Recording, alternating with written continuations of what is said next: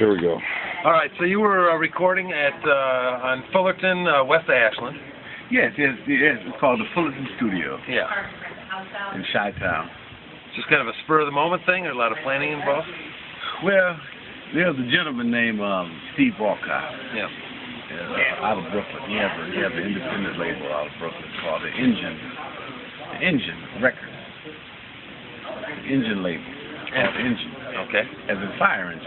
Sure. And the label specializes in improv music. Yeah. He records a lot of guys in New York, on the New York scene, and he wanted the Chicago style. Yeah. He wanted the Chicago style. So he was down here previously recording Fred Anderson. We did a trio date with another gentleman from Zion. His name is Tim Davis. Yeah. His father owns a bicycle shop right in between, I think, 27th and 28th in Zion. But anyway, out of that recording session, he wanted to do a project with myself. He thought I was underrated, and he wanted to give me a shot. Yeah.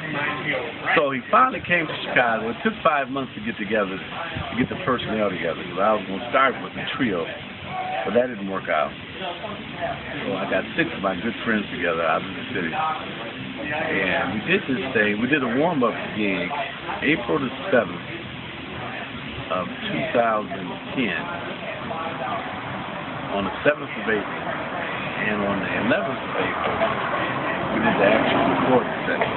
Right. And he came down, he flew down from New York, and he got to the studio at 12:30. In the afternoon? 12:30 in the afternoon. And by 4 o'clock, it was finished. He was on his way back to the airport. Wow. We recorded 106 minutes of music, plus a long warm-up, plus the setup time. We did everything in one take. And I said, well, okay, it was a sense of accomplishment. I knew we recorded it real fast. I had to edit it. I went back and edited the CD down to 60 minutes. You had a bass, a guitar, We had drums, Avril Round drums, and Ernie Adams on assorted percussion. Plus Avril was doing a lot of percussion, playing wooden flute. We had Mars Williams from the Psychedelic Furs. Really? Yeah. In fact, he just got off tour. He just got back today. Wow. I just talked to him today. He was on Sacramento, alto sax, clarinet, and auto harp. Ed Wilkerson on the didgeridoo, standard clarinet, alto clarinet, and tenor sax. James Sanders on violin, and myself. And it was released a year and 1 month later, and the first week it was out, it hit number 14 out on the East Coast at a radio station at the University of Massachusetts, right behind Bradford Marcellus. Nice. I was like, wow, And then it shot up to number 3, ahead of a lot of New York guys. Ahead of Brantford. Yeah. And it got great reviews, great reviews, nice reception. So this was not just random musicians, this was some heavy hitters. Yeah, and we've been, the guys I did the CD with, we've been playing together for years in different situations for Jesus Christ. The drummer, I've been playing with the drummer ever since 1982. And I was playing with Ed. I was in Ed's band, and he's both old. I played with Mars for many years. So all of us were very familiar. We had this chemistry. And the CD just ran itself. But I wasn't expecting the I knew that was a good CD once I was listening to it. I said, this is a great CD. Was it cover tunes? No, everything was done. I wrote one of the tunes, Chicago Senorita, in the studio. And I was the one that was arranging. You wrote it in the studio? I wrote it in the studio. That day, in that 3-hour stretch? I wrote the tune. I wrote that tune in 5 minutes. Because the violin player was getting, like the producer said, you better write something for the violin player because he's getting a little frustrated. I looked at James. I said, James, I got a line. So we worked on it for about 5 minutes and we cut it. And it came out great. I had to do all of the direction. The direction and everything fell on me. A lot of it was improvised. The chemistry, but I came up with the direction. Yeah. You know, I was the idea man, and everything. But it wasn't like a strong-handed leadership. It was very. It's kind of a flow thing. Yeah. I could do it in a passive way because all of us are such great musicians, and we had so much time playing with each other. Yeah. It was an absolute ball. It went by just like that. It was very beautiful. That's special when you can put that in a bottle like that. It was great. So I just wrote a proposal to try to get the band up to. I wrote a proposal to the Vision Festival of New York to see if we can get up there this summer. That'd be a great hit, and I think we're ready for it. So you think that you guys are going to be playing together a little bit more in the future? Yeah, and all of us as leaders too. All of us as leaders in our own right. But all of us really enjoy working with each other. Yeah, that helps.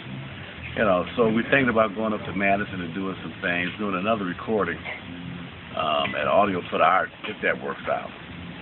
Doing some playing up in Milwaukee and Chicago. And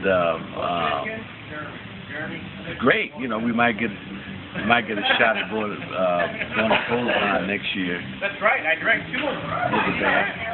One of the organizers who works for the special events office at Polestar. The special events office is called Estrada, and he might bring the band there next year.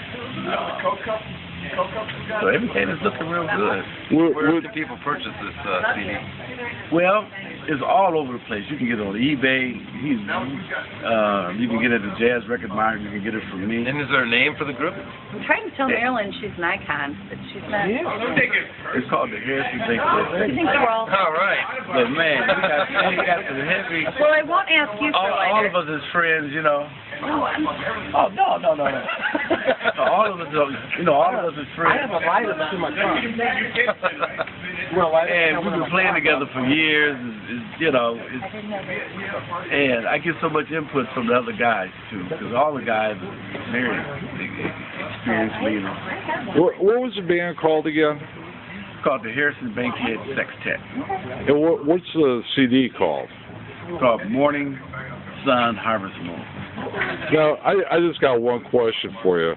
Would you suggest to other bands that they go into a recording studio and just start making a CD without any kind of preparation with their best friends? You know, you got to have a lot of experience. You know what was so good about that CD? It was the transitions that was slow. The transitions were so seamless. And it just happened. The transitions was just absolutely beautiful. Because you've done it with these people over and over and over. Man, Avril Rod, the drummer, he's played with Dr. Longhair, Professor Longhair, out of New Orleans. He's played with Sun Ra and everybody else. Oh boy. He played. He was at an astronomical level. And the other percussionist, he played. He's a drummer with Al Di Meola, Stanley Turrentine, Diane Reed. He played with the Bodines, the rock band, the Bodines. Yeah, sure. He just was absolutely astounding. the sensitivity. And you know, like you can't do it alone. You got to be together with the guys that you can flow with. It's just like a baseball team. Right. I'm sorry. Have you been getting any coverage in Chicago? Yeah. Chicago really came. They really went to bat for me. WNUR is playing them a lot. In fact, I'm due to have an interview with them and bring some of the guys in to do some playing in the studio there with Eric Ricks. And WHPK, I have an interview scheduled for them, and they're gonna start playing the CD. And WDCB with Tim Scott, he actually asked me for a CD. So when do you figure you'll be playing with these guys again? Oh God, I want to play with them next month. I want to do a proposal to play at the Hungry Brain. They have these spaces in Chicago. Hungry Brain. The Hungry Brain on Belmont. Yeah. Just a little bit east of Western. Huh. They got the Candlestick Maker. And yeah, I want to go up to Madison with them. I want to do a thing up in Milwaukee. Oh, Madison's a great time. It's a great time. Hey, after all these years that you've been doing this and playing, did you ever think it was going to be this easy? And Steve, you know, I was going to give up at first because I had my mind set on one group, but it didn't work out. And it was a blessing that it didn't, because when I restarted, and it took 5 months, and at first I was going to, you know, I said Steve, the producer, and the president of the label, I said, Steve, I don't know quite. And he kept at me, he said, man, we're going to do this. What's the label? It's an Engine label. Oh, right, okay. And he's a great guy. He's been aggressively pushing the CDs all over the place. All over the place on the net. And it was cheap to make. It was dirt cheap because we only spent 3 hours in the studio. Right. Plus, I guess they paid for maybe the setup time and maybe the recording end of it. But it was about as dirt cheap as you can get. So Engine did the promoting of it? They did the promoting. They're distributors. They got it on eBay. They got it on just sites all over the place. Just all over the place. Really giving it a real nice push. Is there a video also? He wants some video. There is now. There is. He wants some video. My cousin Marcella, we did a CD release party in August. And my cousin Marcella, she has a cable network. Well, she don't have a network, but she has a cable show called On Time TV. And she has 19 cities. And her show is aired on Thursdays at 9. I'm pretty sure it's at 9 o'clock. Great stuff, gospel stuff. She's all over the place. It is a high quality show. So she did a video. She did a video shoot at the CD release party. And the CD release party was packed. Wednesdays at the Hideout. That's where the CD release party took place. Is at the Hideout in Chicago. And Wednesdays there is a tough night. You know, I've played there in other situations where the audience is very scanty. But we hustled it real good. Marcella had some flyers made up, and the WNUA. Good turnout? Great turnout. Plus we had food. Yeah, well that helps. Chicken wings, potato salad. There you go. I went to Walmart, bought a bunch of chips, a Hummer. I got a new respect for leaders. I have a new respect when the buck stops with you. Right. But it's nice to have some product too. Well, you were backing it up. It's nice to have some product that a label gets behind you and doing some distribution. A lot of guys a lot of people is, which is great, is putting out CDs and they promoting the CD, you know, from gig to gig. That's a great way. It's a great way. But it's nice to have somebody. It gives you a little bit of to have somebody behind you. And then certain, you know, people start to listen, start to take you a little bit more serious. Say, who put this thing out? With the engine label, they say, oh, okay. And it gives you a little bit more, I wouldn't say power, but it's a little bit more Cachet. marketability. Right. It was a great experience. Well, it's good for you and it's good for them. So everybody wins. Everybody wins. And we try to do another session. In fact, I'm trying to get this thing together for next month. Up at Audio for the Arts, they have a little program up there where it's really geared for touring bands who's touring the United States. A lot of Europeans coming through, and they're already making money. And Audio for the Arts was a fantastic studio up in Manchester. They're going to record it, then they have a studio audience, and then they do a distribution deal. So what I think I'm going to do is I'm going to bring a variation of the band up there. I'm going to bring a 4-piece, and then we'll do it like a collective. You know, some of the guys will come in, I write a piece, one other guy write a piece, we do spontaneous things, and play some other dates around it.